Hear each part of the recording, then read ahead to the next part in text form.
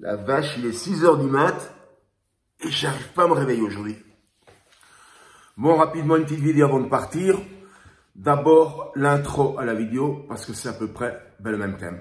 Bon, vous vous souvenez à l'époque, dans les émissions télé, c'était assez à la mode à un moment donné d'inviter des ex-stars du X, des nanas du X, tu vois, qui étaient en fin de carrière et qui souvent venaient sur ces émissions pour raconter de la merde et casser du sucre sur le X parce que ça rapporte, ça intéresse les gens et elles, en fin de carrière, ça leur permettait encore de rentrer un peu d'argent, tu vois, parce que c'est tellement facile de critiquer ce que tu as fait.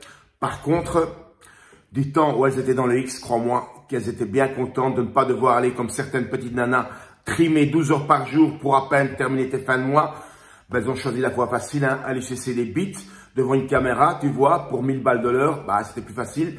Et quand elles ont terminé cette carrière et que l'argent ne rentre plus, qu'elles sont frustrées, ben, elles vont sur les émissions pour raconter de la merde, essayer de gratter encore un petit peu, tu vois.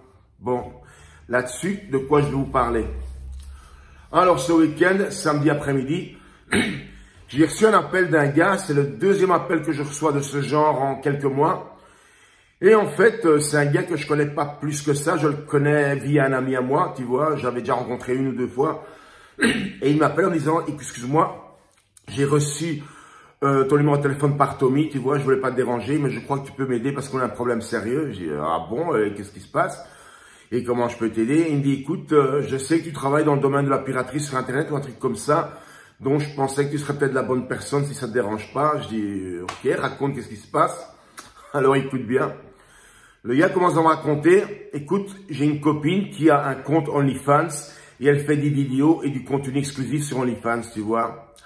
Et le problème, c'est qu'elle s'est rendue compte que certaines des vidéos de OnlyFans, qui sont les siennes, bah, elles se sont retrouvées comme par hasard sur des sites de cul hongrois. Donc là, elle court le risque d'être reconnue n'importe quand, puisque les sites X hongrois ou autres, vous savez, vous allez dessus, vous regardez ce que vous voulez, tu vois. Et il me dit, voilà, c'est ça l'histoire, éventuellement, est-ce que tu peux m'aider? Et moi, j'ai dit, effectivement, je peux t'aider, je suis équipé pour ça, j'ai les outils, mais comment tu veux le faire? Et le gars me dit, t'enlèves les fichiers si c'est possible. Et comme je le voyais déjà arriver, je dis, écoute, je vais t'expliquer un petit truc. Moi, en Hongrie, comme tu le sais, je suis étranger ici. Il dit, ouais, je sais, tu vois. Et déjà, en tant qu'étranger en Hongrie, rien n'est gratuit pour nos étrangers ici, tu vois.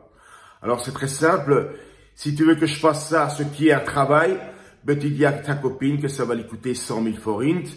Sinon, elle a une autre solution. Elle va chez un avocat où ça va d'office lui coûter 100 000 comme caution pour une procédure qui va durer longtemps et peut-être même qu'au final, zéro résultat. Tu vois?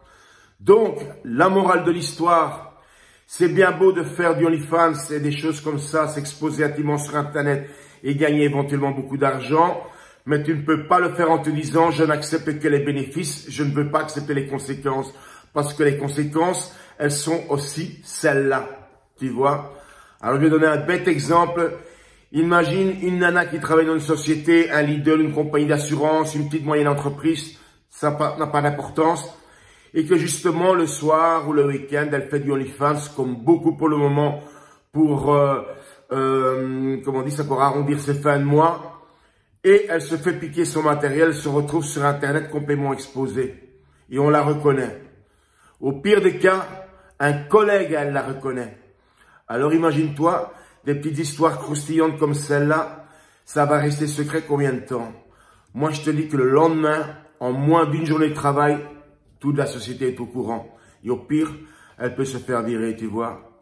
Alors, au fond, que tu sois mec ou fille, si tu veux jouer à ça, tu es majeur et vacciné, mais encore une fois, tu peux pas le faire juste et uniquement pour les bénéfices, tu as les conséquences qui passent derrière aussi, tu vois. Bon, là-dessus, les gars, j'y vais, je dois bosser aujourd'hui. Passez une bonne journée. Ciao.